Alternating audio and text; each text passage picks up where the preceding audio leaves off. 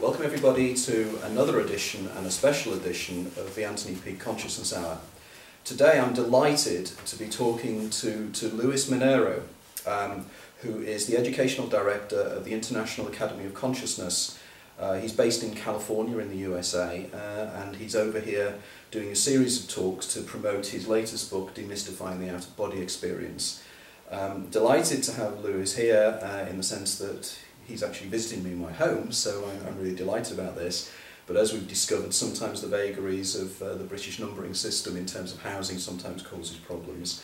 But just a little bit of background about Luis. Luis graduated with honours in chemistry from Florida International University, and he's taught on OBEs and paranormal phenomenon for many, many years. He also teached at the Miami-Dade College from 1997 to 2002. He served in the International Academy of Consciousness in directorial positions in Florida and also recently in California.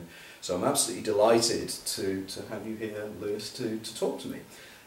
As people you will know, I think I first came across the International Academy of Consciousness about 4 or 5 years ago. And I was given a wonderful introduction to them when I visited their offices in Tottenham Court Road. And I distinctly recall being given a copy of the Waldo Vieira book on Projectiology. Projectiology, yeah. And I think it's probably the largest book I have ever had the opportunity to read. And indeed I mention this when I do my own lectures, and I mention the size of the book and the degree of hard work that went into that book. So I'm very keen to actually talk a little bit about the background to that and a little bit about the background to your work. So, without further ado, let's just go straight in. Who are you? What do you do? And how on earth did you get into this business? As a chemist, it's rather unusual. As a chemist, you know, that's such a common question. People usually see like, chemistry, out-of-body experience. How do you get into that? I actually had out-of-body experiences since I was a teenager. And at the beginning, I didn't know the name for it. I didn't know if there were techniques or if other people did them. I just simply had them. They weren't a lot. I would have maybe one a year, a year and a half or so. And it wasn't until I was maybe about 18 or so that I read the first book on out-of-body experiences. It was called The Third Eye by Lobsang Rampa. Yes. Mm-hmm. So I was always interested in the out-of-body experiences. And when I was studying chemistry in the university, in Florida International University, my friends, arrived at Florida to open an IAC branch over there. Before it used to be called IIPC. And then naturally, because I had my own out-of-body experiences, I became very interested in that, and pretty soon, I was already volunteering, giving classes over there. Really, the transition couldn't have been smoother. But also, I always mention, certain chemistry and hard science, has a very high degree of logic and discernment and common sense. And the fact that you have out-of-body experiences, of course, doesn't mean that you have to lose that. On the contrary, you keep that, and you are always paying attention to the details, and keeping also that logic and that discernment.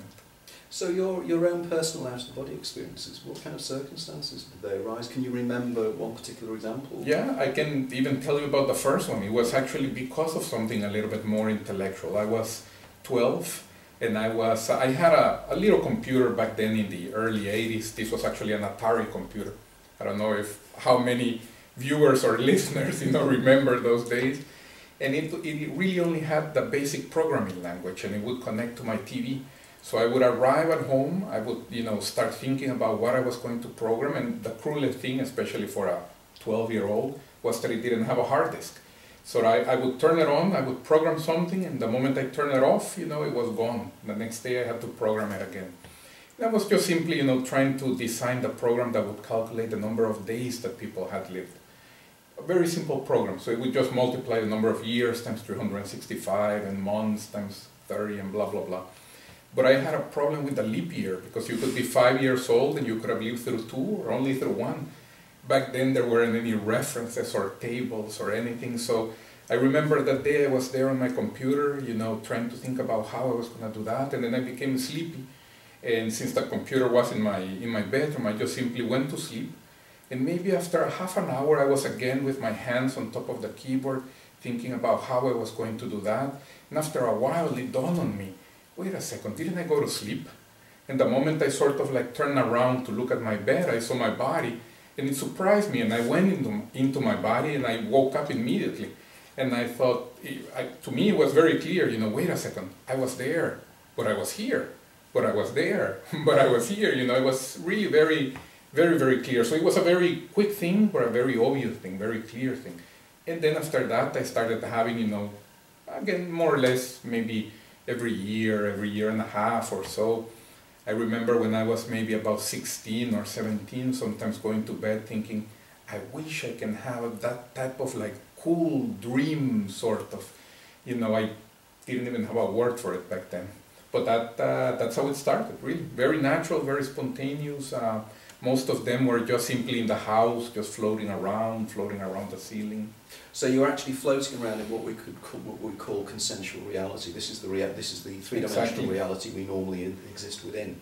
Exactly. Did you at that time ever have any opportunities whereby you could find information that would not have been readily available to you lying in bed that you could actually bring back from your flying around? Yeah, you know, at that time, no. I would see things that I already knew. So I would see, for example, my house, my dog that I remember would sleep outside my sister's bedroom.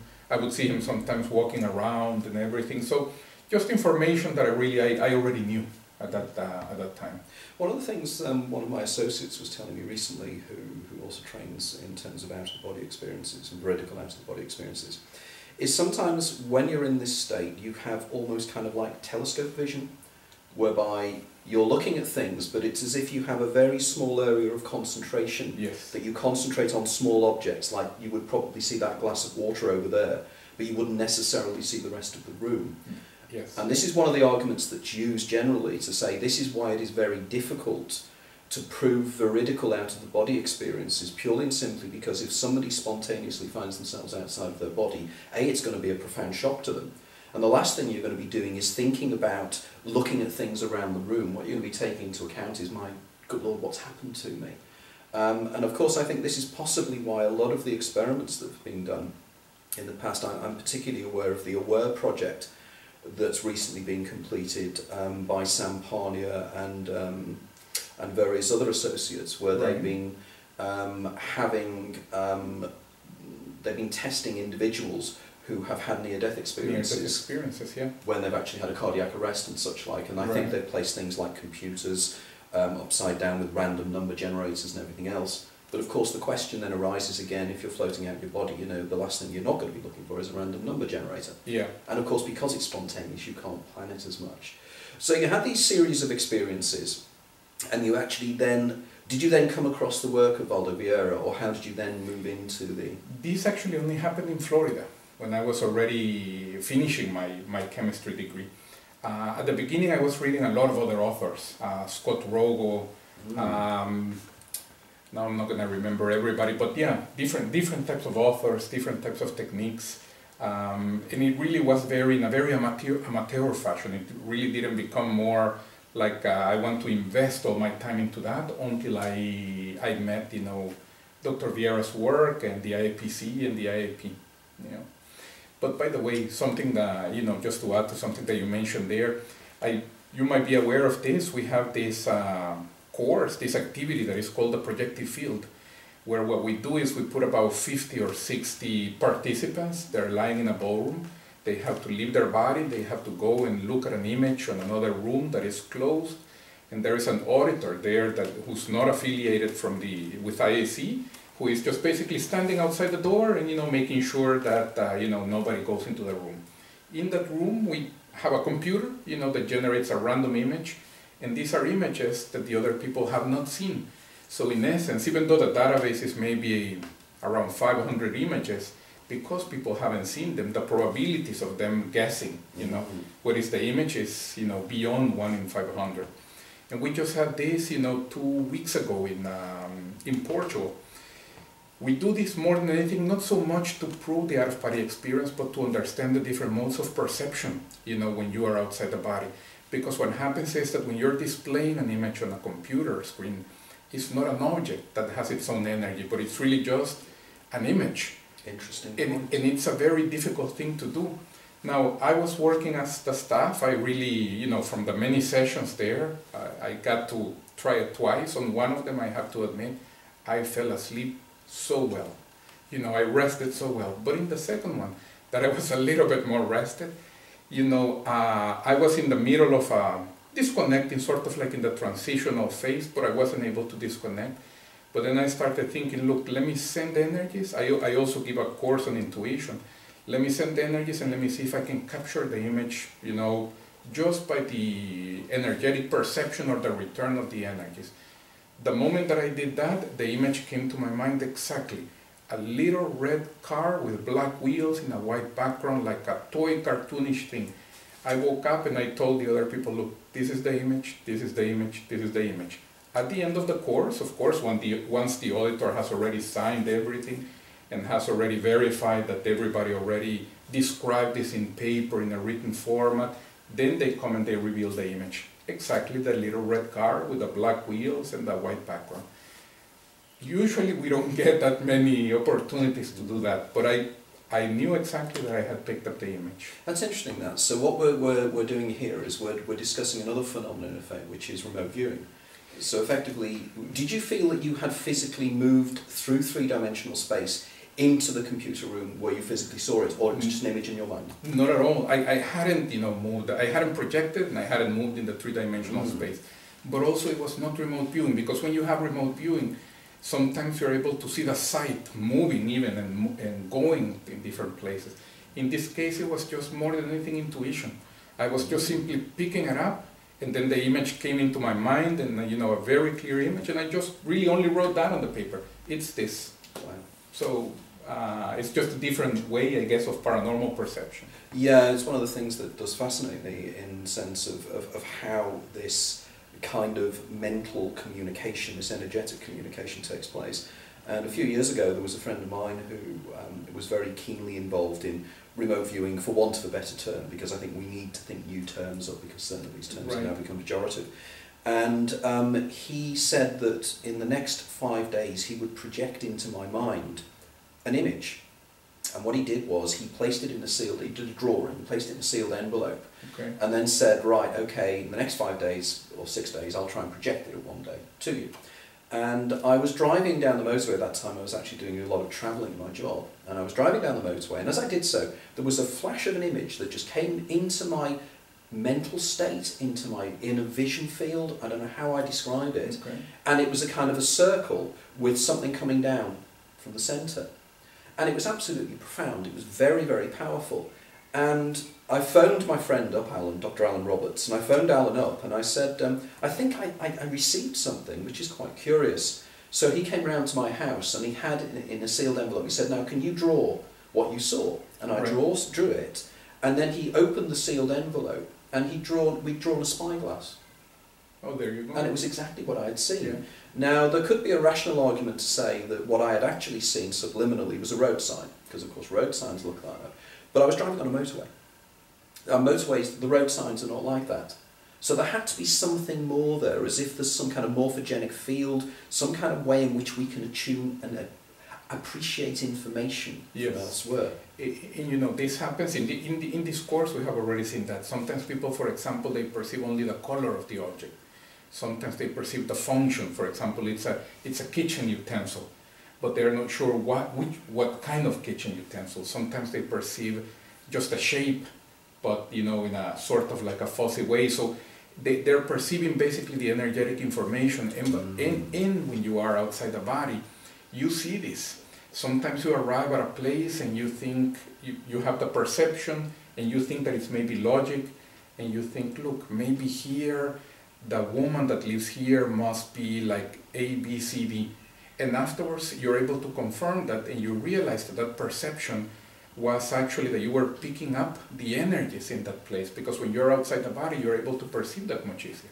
And of course, yeah, it's an argument to say, isn't it, that our perceptions work upon energies. Electromagnetic radiation, effectively photons hit the eyes and then they're actually converted into electrical impulses, which then go to the visual pathways of the brain, and this is where we then inwardly create an image. So we're using energies to actually perceive things, but effectively when we're in an out of the body state, or when we're in any form of altered state of consciousness, how we are perceiving information is using a totally different way of perceiving reality. Yes. So it's rather like argument for saying, you know, there was a very, very famous book, article written a few years ago by a guy called Nagel called What It Is to Be a Bat. And the idea is if you were a bat, you are going to be perceiving sounds and heat and electromagnetic energy in a completely different way. Yeah. So it's almost like you're in a kind of, you know the term synesthesia, you're in a synesthetic state, yes, aren't you? Where you're perceiving in a completely different way. Yes. So how things look will be different to the way they look in three-dimensional consensual reality. Yes. So you can't say, I saw something, because you're tuning in a different way. Yeah. Even the you know, the concept that we have at this moment of energy, you know, the more physical, or the concept of energy from physics, I'm not quite sure it applies outside the body. Just because it seems that you know, it's a different kind of energetic field, or maybe you're able to perceive properties of the energies that at this moment physically we maybe cannot measure just yet.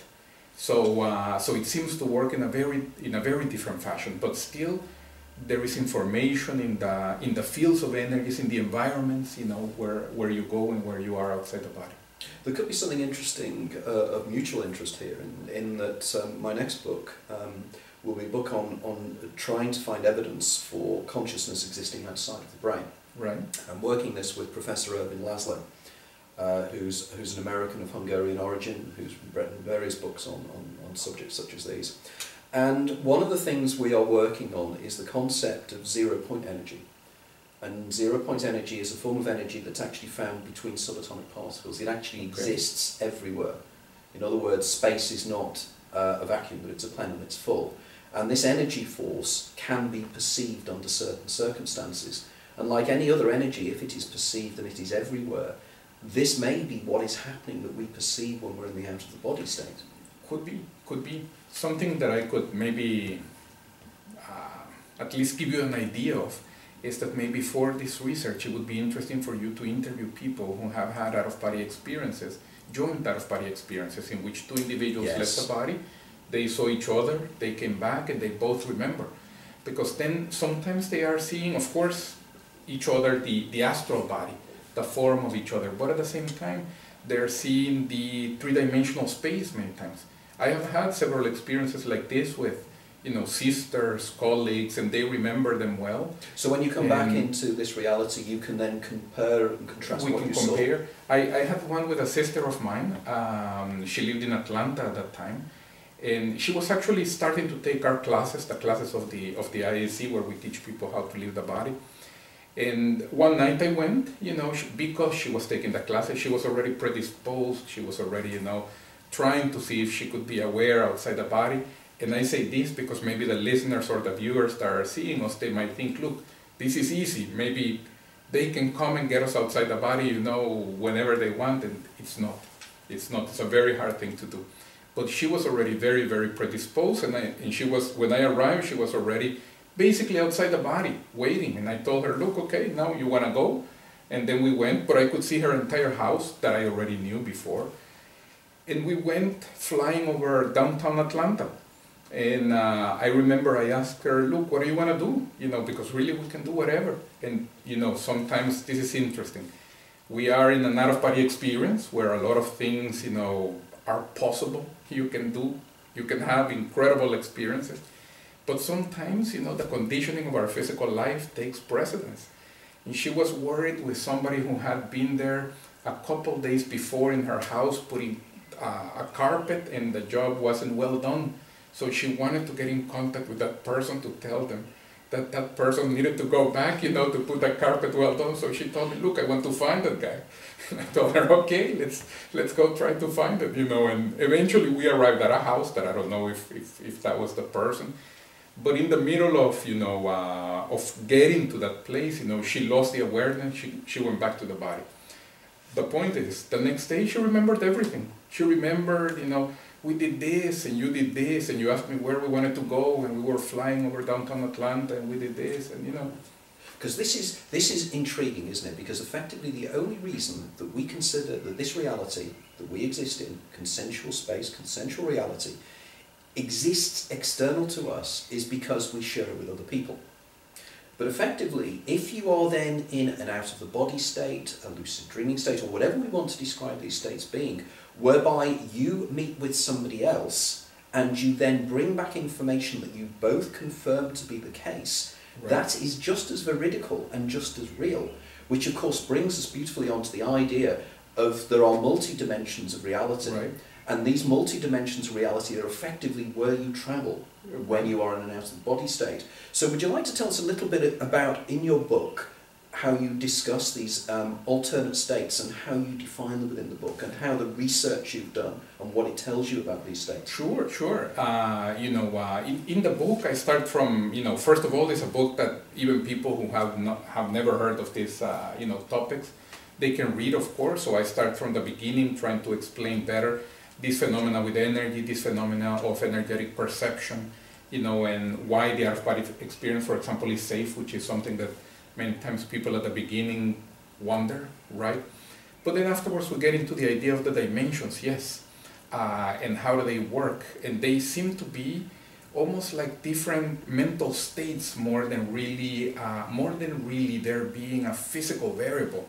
What I mean to say is sometimes us, especially when we have studied a little bit of science, we like to use these words like it's a different frequency, or it's a different vibration, or it's a different density. And of course, these are all terms that give us the idea very quickly that there is something, some characteristic or some property that is different. But when you leave the body, you realize, for example, and you're in different dimensions, you realize that you see everything three-dimensional, even if you're not in the physical reality. So if you see an object in another dimension, you see the object and it has width, length, all of that. But you can be on one frequency, or you can be in one dimension. You see there the conditioning, right? It's hard to escape these words. You can be in one dimension or one plane, then you can move on to another one and you still see three-dimensional objects. But in order to be in different states or in different planes, it's almost as if you're changing your own mental state. I don't know if this is going to be too abstract, especially for people, but more than an address or a place, they are really like different mental states, different patterns of thought that you're able to emit. Not just thought, emotions, sentiments, from the more noble and elevated to the more dense and gross that sometimes we're also capable of manifesting, unrefined, I would say. So that happens. I would say the other realities are just as veridical as this one, certainly. With this idea that you were mentioning, sometimes we mention what we call objective is just simply subjective by consensus. Correct. So we're all having subjective perceptions, but if we all agree, that's an objective reality. Outside the body, we can leave the body with other people, different individuals, they all can have the same consensus. It becomes an objective reality. There is the argument, isn't there, within quantum physics of something known as collapsing the wave function. The wave, yes. The idea that effectively behind my head doesn't exist as far as I'm concerned because I haven't collapsed the wave function by an act of observation of the reality behind my head. The only reason the reality behind my head exists is because you are observing it. And therefore you are creating and collapsing the potential wave function of that. So if we go back to classic to a certain extent physics, we suddenly find that the idea of the relationship between the observer and the observed is far, far closer, and we can go back even to the philosophies of people like Kant and Hegel and various other individuals who very much argued that the reality we perceive is created by mind. In other words, mind is the base form. Yeah. Now I'd take it one step further and I'd say probably the base format of everything is information. And information, be it digital information or whatever it is what we feed and what the brain feeds upon. And I was very intrigued by your comment, and I never thought about it before, that when you are in these alternate states of consciousness, as you say, the way you think and the way your mind functions will be different because you're more refined. I mean, this is almost coming back, isn't it, to Theosophy and Blavatsky and Besant and people like that, and Ledbetter, arguing the idea of different levels of vibration and there's different levels of purity as you go higher through the sections. Is this effectively similar to what you discovered? It is what we observe, and this is why even we put so much emphasis in trying to give this information or to help people to develop this experience so that they can have that same experience or reach that same information. so that they can, you know, have an out-of-body experience, observe a specific reality, you know, understand more about their nature, you know, through that, through those experiences. So coming back to it, I suppose from the audience, I know that there will be various people listening to this who not only know about the out-of-the-body experience, but actually experience out-of-the-body experiences themselves. Yes. But in general, what is the out-of-body experience, so that people can fully understand exactly what we mean when we're talking about this? Yeah, what we're talking about is, you know, when the person, or the individual, the essence, we call it the consciousness, you know, disconnects from the physical body, is able to retain a degree of awareness, of consciousness as well, of lucidity, and then it's able to experience, you know, the non-physical realities or the physical realities, but outside the physical body. So while the physical body is sleeping, the person is having, you know, experiences in, whether in this physical reality or dimension or in others. And then it can come back and bring all of the memory from the out-of-body experience into the physical brain and remember it, share it, you know, learn from it. Okay, one of the things that that you still discuss that some modern teachers in the out-of-body experience do not necessarily notice is the idea of the cord, the attached cord. Yes. When you're in an out-of-body experience, there is this kind of cord that almost like an umbilical cord that keeps you attached. Yes. Can you tell a little bit about that and, yes. and why it is that some people have out-of-the-body experiences do see it and some people don't? Yes, it is interesting, isn't it? Because I also came across that realization even at the beginning, you know, reading some books, and I would realize they didn't mention anything about the silver cord throughout their entire book, and actually probably several writers, they went their entire life, you know, and they didn't notice it. What happens is, or part of the reason why there is that disconnect is because of something that you were mentioning before. When you are outside the body, your senses are really not open, but they are, what you focus on and what you perceive is determined by your will. By your interests to a certain extent.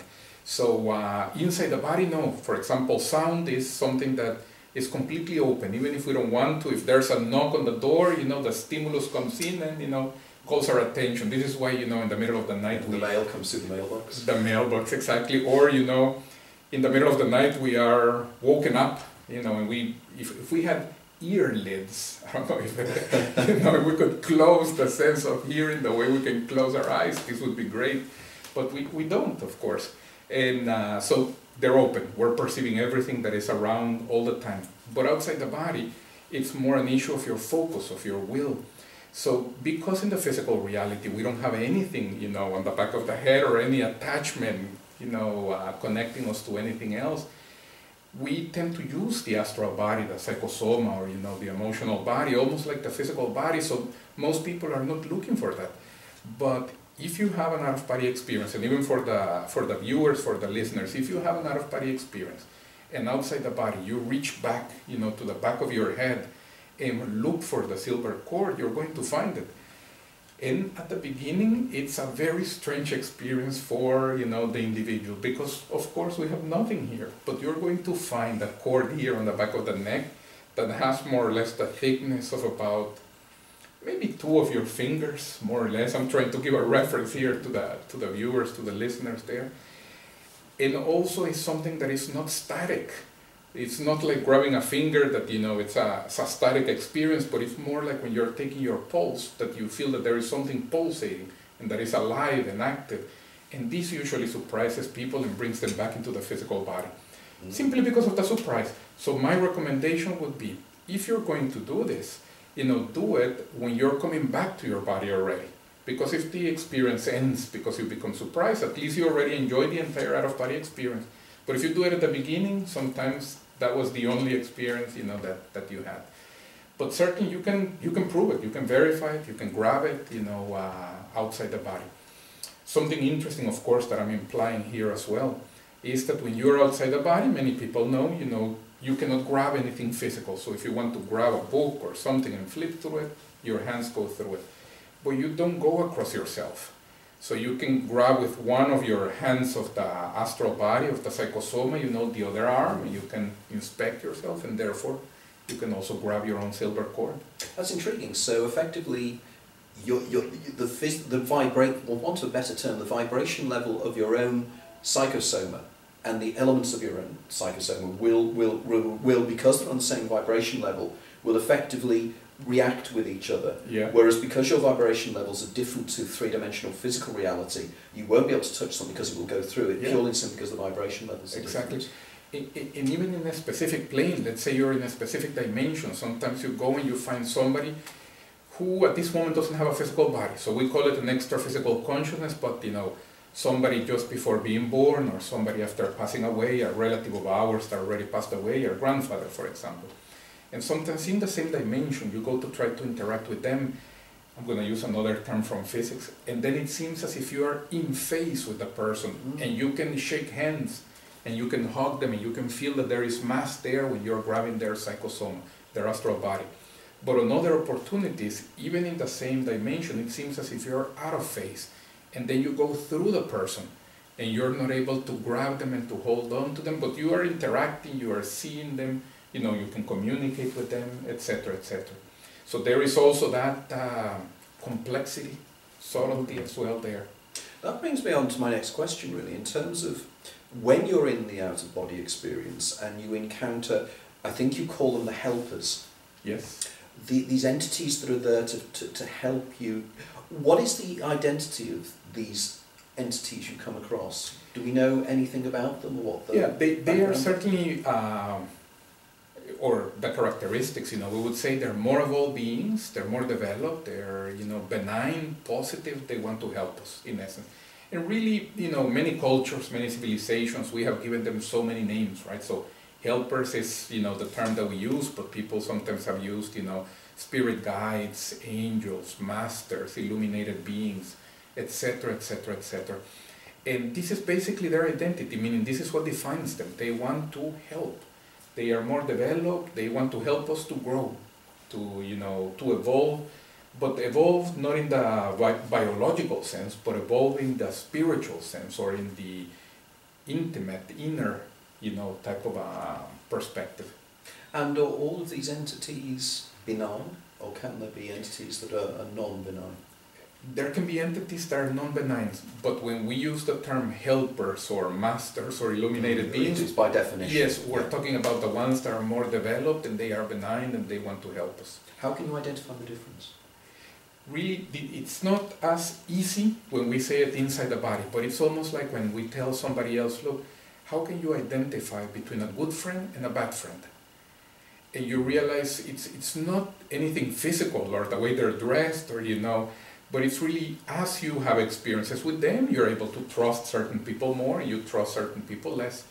What happens outside the body is that because we are more sensitive and more perceptive, this idea of the intuition, you're able to feel faster some of the characteristics or of the personality of the individual.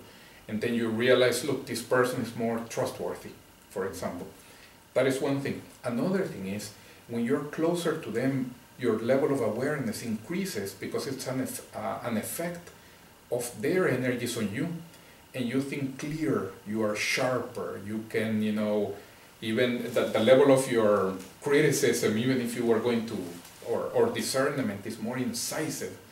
And when you are closer to individuals that maybe are not as developed, they're in the learning process and, you know, less refined, usually the environment and even you yourself start to feel like a density, like a fogginess, and you're not able to think clear. So that is also a, you know, an element that can help us to differentiate. And I think in your book you mentioned that some of the beings may look like Elvis Presley, I think you used to say. You know, I think I was using that example. Yes, and some might. Not that I have found any that look like Elvis Presley, but I was using that example because outside the body you can change your appearance basically at will. Yeah. So, you know, and I use that example because I live in Los Angeles, so Las Vegas is very close. And when you go to Las Vegas, you see a lot of people that look like Elvis Presley. And then, of course, it doesn't mean that they are. So the same effect happens, you know, outside the body, that you can leave the body and you can see somebody that is transfigured like somebody else.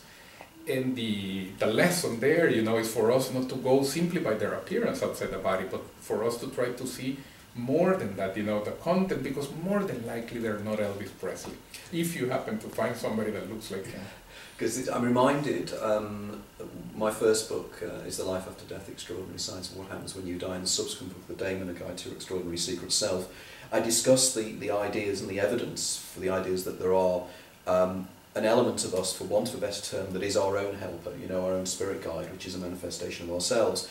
And one of the things that intrigued me was that many cases of individuals, Americans, that have near-death experiences, some Americans, if they're religious, will see religious figures. They'll see Jesus, they might see their mother, their father, their pet dog. But there's a small percentage of individuals in America who actually, when they're in the dying state, the being of light that comes to them is Elvis Presley.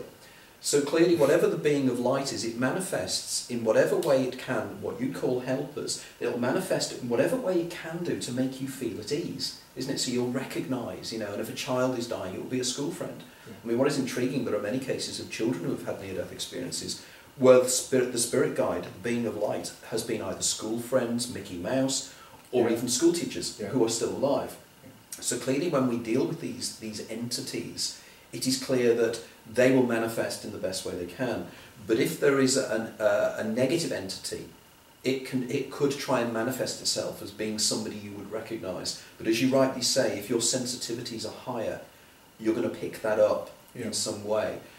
But effectively, it does mean almost that it's rather like visiting a foreign country, isn't it? You know, you're in this place, you projected into this other environment, and just like anywhere else, there are people who are going to be out to do you harm, there'll be people that'll be out to support you. And I think this is a very important point, and I know Tom Campbell, in his My Big Toe trilogy, very much argues this and says that you have to be careful, because not every entity is benign.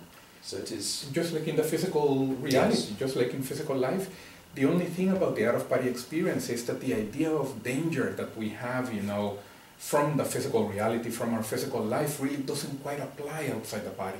Nobody can hurt you in the sense of like, you know, cutting a finger, or, you know, they're going to steal your wallet. These types of things don't happen. Can they injure your psychic energy in some way? They can send you, indeed, you know, they can send you psychic energy, they can try to influence you in that fashion. And even in the book, we have several techniques for the person to try to develop, or for the individual to develop more, you know, psychic protection or energetic, you know, protection. But the other thing also to mention with regards to that is that there's a chapter in the book in which I'm mentioning the biggest influence that the less than ethical entities, you know, that are outside the body make on the individuals is not when we are outside the body. When we are outside the body, usually we don't even see them. You know, it's almost as if we bypass a certain range of dimensions and we are in dimensions that are more normal. But the denser dimensions, they end up making a greater influence in the physical reality. So really the biggest influences that these individuals do on the population at large is when we are inside the body, not when we are outside the body. And because of this, it's interesting and it's important for individuals to learn, first of all, to understand it, and to learn to develop, you know, certain level of energetic protection, even for their physical lives. Because really outside the body, you rarely even see them. You only see them if you're going to try to go and do some type of an assistance to the dense dimensions. Then yes, because of course, where do you help, right? You don't go and help in Beverly Hills or, you know, in those neighborhoods, but you go to the rougher neighborhoods to try to help. And then you see those individuals. But otherwise, you usually bypass those. Interesting, because again, I'm reminded of the old shamanic traditions and the shamanic traditions of and dream yoga that's practiced by the people of the Tibetan plateau. So these experiences go back far back into history. And it's different definitions of the same thing. For instance, the shaman will argue that, you know, when you go into the upper world, the first thing you look for is your totem animal, which will be your spirit guide, which will guide you. So all we're doing is putting different labels depending upon our own cultures into something that is very much a universal. Yeah. And I think again in your book, one of the things you mention this, it might be Waldevier himself, I can't recall now, but the idea that, you know, you can prove these things are true because they are virtually universal. Now, for instance, from your experience, out-of-body experience is not uncommon, but people can also be trained to do it, can't you? That's exactly what the International Academy of Consciousness does. You train people in being able to get into these states. So you can tell us a little bit about that? Yes, yes, indeed. And that's one of our main areas of activity, really, to give classes to help people to develop their skills. And there are many, many techniques. First of all, we start with more the core exercises of trying to develop their own energy body or their own energy system, because really the process of disconnection is not that complicated.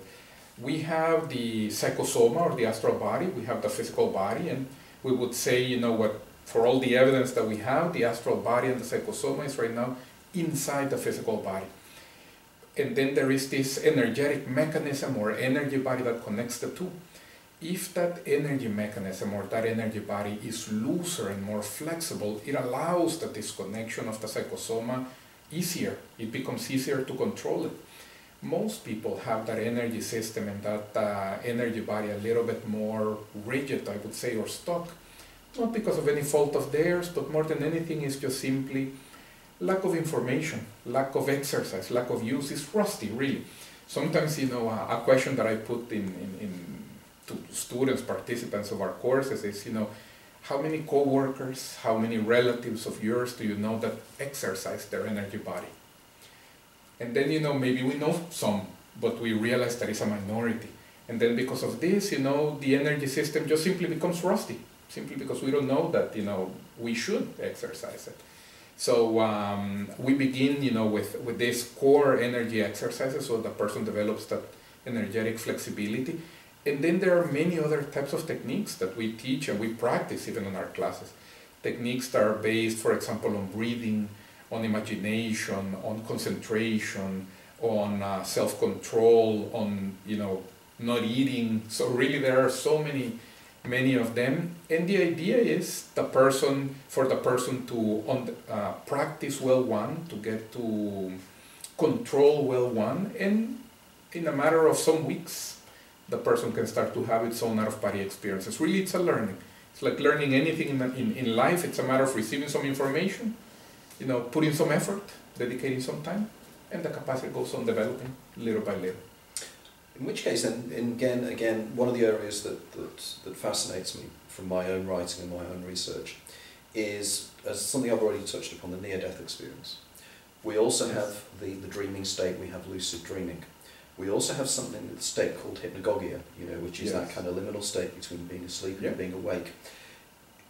Is the out-of-body experience as taught and used by your organisation, is that physically different? It is a very different phenomenon from the ones I've listed. Yes, in the sense of a state, is a different state from the other ones. Even because, from the hypnagogy and from the lucid dream, from the dreams, from the lucid dream, you can end up in an out-of-body experience. It's actually one of the best places sometimes to start with, so as to end up in an out-of-body experience. Some of the techniques, by the way, are based on the dreams, on the control of the dreams. So, and let me maybe even mention this. Many times when people are dreaming, they might be out-of-body experiences. So some of them might not be. Some of them might just be dreams, but some of them might be out-of-body experiences. For example, maybe you, or maybe some of the viewers or the listeners, they might have had these dreams, and I'm going to use the word dream at this moment, in which instead of really flying and, picking up altitude, we start sort of like bouncing, like over, a house or two trees or a mountain or a hill. This one I usually mention it on a lecture, about, 30-40% of the participants there, they go, yes, I have had those. Sometimes it's not the bouncing effect, but instead of, picking up altitude, we start sort of like flying, but very close to the ground, maybe like a meter or two, and like swimming and like struggling to advance. For some reason, it's usually breaststroke. Don't ask me why. I was a swimmer and I don't understand why it's breaststroke. But anyway, people are struggling to advance. These types of dreams, they are out-of-body experiences, for sure. What happens is that when we leave the body, sometimes the amount of, more physical energy, if I can say this, the amount of more physical energy that we take can vary. And if we take a lot of very more dense physical energy, then we are denser outside the body, we are heavier, the level of awareness is less, so it looks like a dream, And also when we try to pick up altitude, we start giving either these bounces or we start swimming and struggling to advance. The interesting thing is, when participants or when individuals develop their out-of-body experiences well, and they're aware outside the body, conscious, lucid, no problem, the same way that we are here at this moment, you're outside the body and you're looking, out there at, the city, the reality, and what do you find? You see other people passing by, bouncing or swimming. It's not that everybody does it, I don't want to give the impression that, the entire, everybody in London is doing it every night. No, but you see some people passing by, struggling and swimming, and you realize, look, they think that they're having a dream, but it's an out-of-body experience. They're just simply more dense, more loaded. Friends of mine and associates of mine have told me that when they've been in the out-of-body state, the lucid dreaming state, whichever way we define it, and they've come across other individuals who are clearly almost robotic in the way they are, and clearly they are in a dream state, but they've yet to become fully aware of the fact that they are actually within another reality, and that they look confused and everything else. And I keep in mind, whenever you're describing these particular states, I'm reminded of the concept, the computer program that you go on online, Second Life, and the idea in Second Life where you can do this. And Second Life is a wonderful analogy, I think, that can be used for these out-of-body states, because if you actually go onto the Second Life website, you can actually see things and interface with people in this place where you can fly. And I think in many ways it's not the same as, but it's a wonderful analogy we can use for the idea that consciousness is different. Consciousness, we always assume consciousness is trapped within the brain. It's an epiphenomenon of brain behaviours and brain evolution. But clearly it isn't, and there's something that we mentioned earlier on off camera, was the recent discovery and the recent research that's been done, that they've discovered now that the neurotransmitter, at the moment, the substance dimethyltryptamine has now actually been discovered in the brains of live rats. Now we know that dimethyltryptamine is a very, very powerful hallucinogenic drug. And of course we then argue, well, it just gives you hallucinations, doesn't it? Well, I always say to people, okay, well, let's take it one step, define exactly what a hallucination is. And if two people, as we were saying earlier on, are sharing an hallucination, then it's a consensual hallucination. And they come up with this wonderful term where they call it a folie à deux. So in other words, the only reason that we've seen this reality is because we are sharing it. But if I have an hallucination, it's a folie à deux. And if there's a group of us have a collective hallucination, it's some kind of collective hysteria. So clearly there are realities that we can move into mentally, where we can share with other people. So when we're in these states, and it's one of the areas that I noticed that you were probably interested in when you first started doing your own research, in terms of psychic phenomenon, in terms of mediumship and everything else, when you're out in these circumstances, can you interface with people that have already passed over? You can, and actually, that's one of the reasons why many individuals want to develop their out-of-body experiences, precisely because they want to find maybe relatives or loved ones of theirs that have already passed away. And they want to make sure, I guess, that they are fine, that they're okay, and interact with them.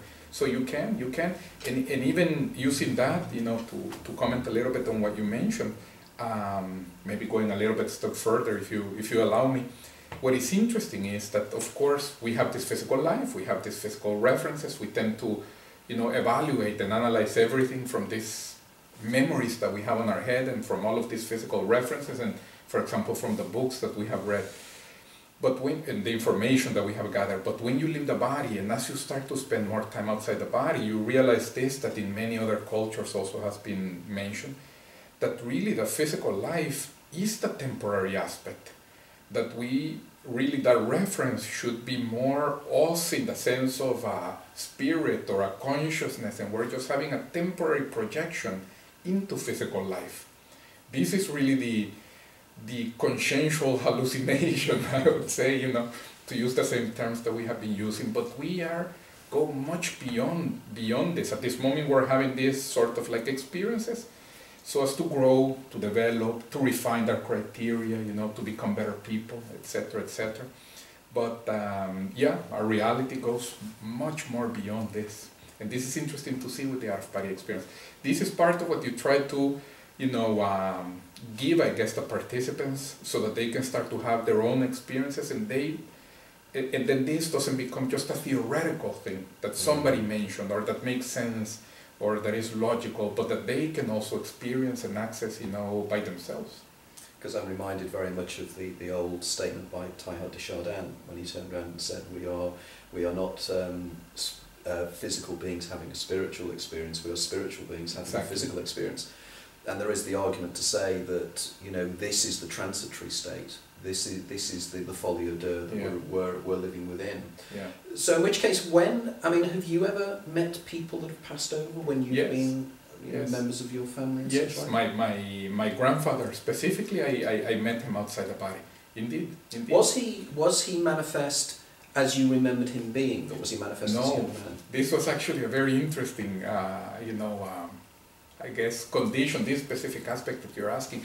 Because when I was born, he was already probably 80 or so. So this was a, older man. And my first memories of him, he was already an older man. And really when I was 10, he was even a little bit already hunched over. And later on in his life, he would use a cane and everything. And these were my physical memories of him. He passed away. I was maybe like 16 or something like that, 17, 18, I don't even remember. And when I met him outside the body later on, when I saw him, I immediately thought, this is my grandfather, but the appearance completely threw me off. So I knew that it was him because of this energetic perception that I was mentioning to you. Did you meet him? Were there other people around? Was it? What was the environment? No, it was a different dimension, but there weren't any people around. It was just really us. We bumped into each other. But what I'm trying to understand is, was it like a cloudscape? Was it in a kind of physical parkland, or was it just was it more complex than that? Yeah, we were like in a landscape, and it was like a clearing, and there were some trees on one side, and also on the back, there were more trees, but it was a different dimension really, because physically speaking, I wasn't really that far away from my house, and I know that there wasn't this type of a landscape in my house. So this is what makes me arrive at the conclusion that I was already in a different dimension. So it was him, but the thing is, his appearance looked like somebody who was maybe like 35 or 40 and tall, and I have heard stories that, when he was younger, he was a very tall and, individual. Now, at first, I immediately knew that it was him, but my reaction was like, Grandpa, is that you? Because the appearance threw me off. Afterwards, I realized that I had already seen that type of an image in all black and white pictures of him. Because what is it that happens? I already knew this, it's just that at the moment it took me a while to put two and two together. Many times when people pass away and they're a little bit more aware, they have the tendency to manifest the appearance of themselves, of what they think were their better years. Because this is what stays more in their conditioning, in their mind. So of course I had my memories of him as a 90-year-old. But these were not his best years for him. For him, his best years were when he was 35, 40, a tall individual, full of vitality, I guess. And they threw me off at the beginning. So it was something that I was not expecting. And what did he say to you? He asked me about everybody. To a certain extent, it looks a little bit as if you are, flying back to another city where your relatives are, and they're asking you about you. And how is your cousin, and how is your mother, and how is this? Because he was asking me about this, and how is your mother? He's, my mother, sorry. How is my mother, his daughter, of course.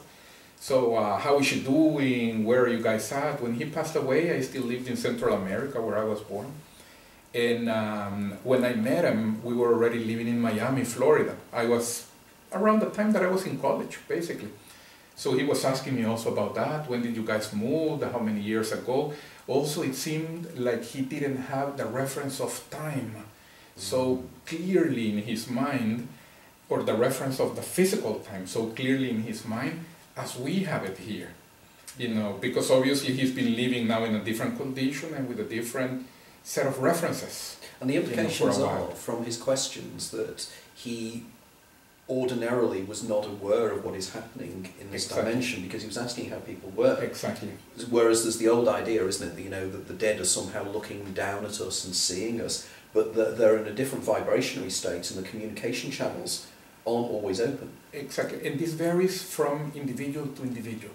So there are certain individuals that they pass away and they remain more interested in what's happening in the physical life, and they really are even affecting in some cases, you know, the physical life, like in the cases, well, a more extreme case and not a positive case, but it's the case of the haunted houses, you know, in which they're really lingering around.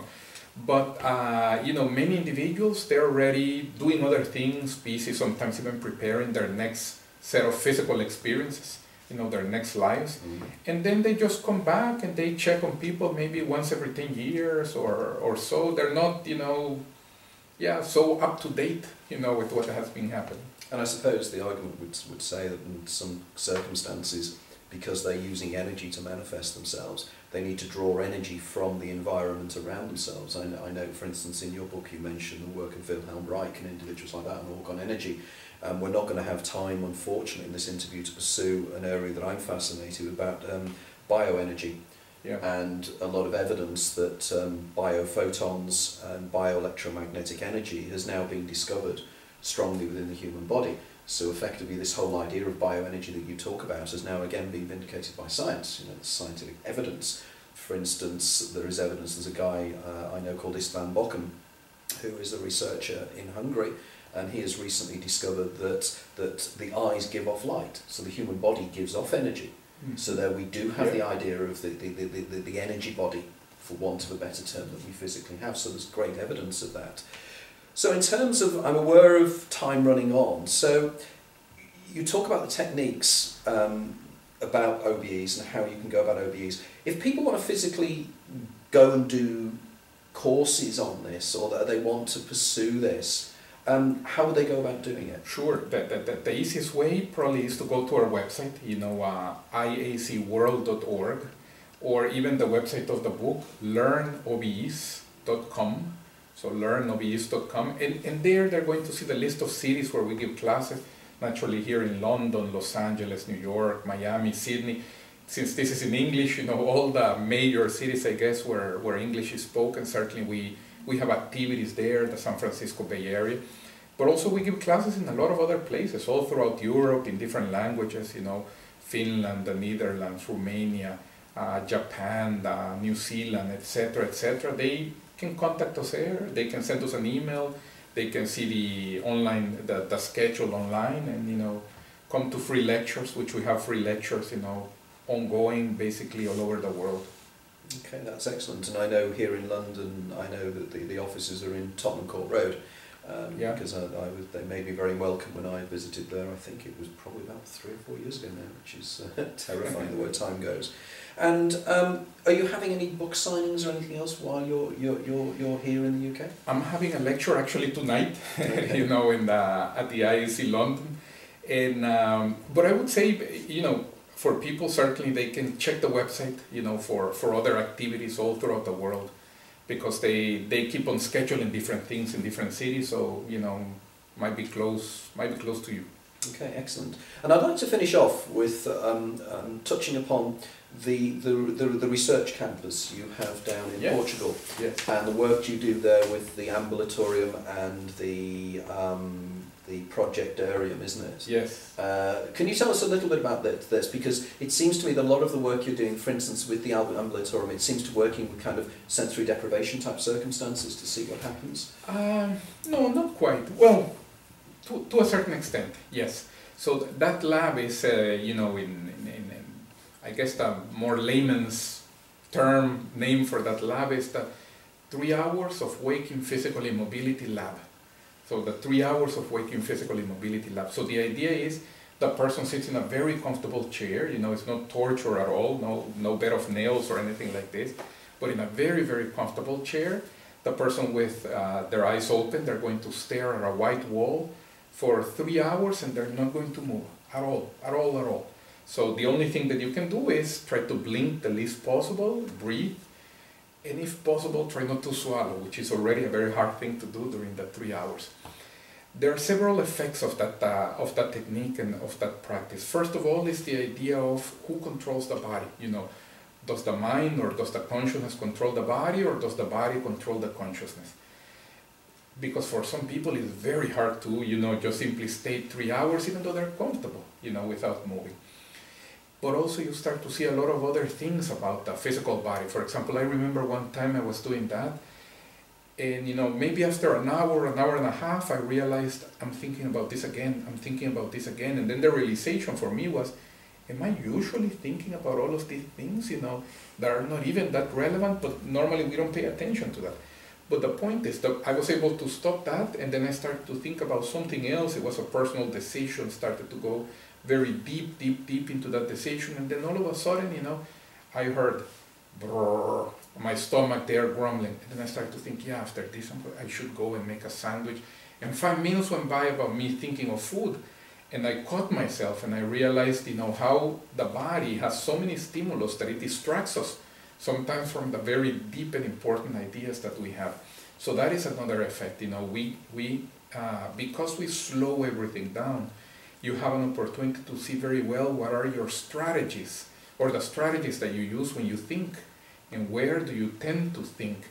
Usually we know some of these things, but that lab allows us that opportunity, you know, to go deeper.